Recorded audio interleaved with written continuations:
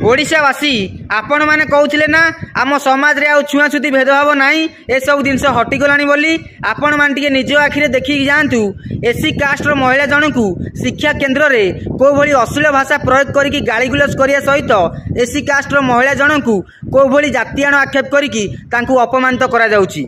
आपण मान टिके भिडियोटा देखंतु तापरे मु कहिबी।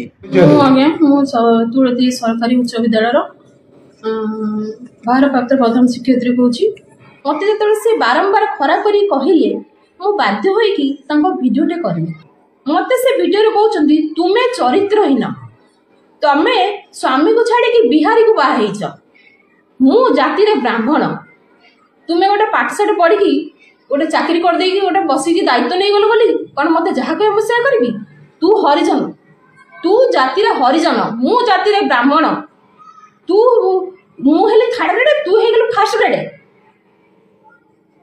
दिएकर पाठ पढ़ देछ बोली कोन तू जाछाता करी मते कहू।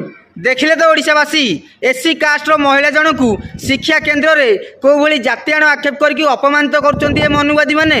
यही मनुवादी माने गोटे साइड रे एससी एसटी समाज रो लोक मानकू हिंदू कहउचंती आउ गोटे साइड रे सेही मनुवादी माने एससी एसटी समाज रो लोक मानकू छोट जाति रो आख्या दउचंती। एथर आपण माने कहंतु एससी एसटी समाज रो लोक माने हिंदू ना अछुआ हिंदू।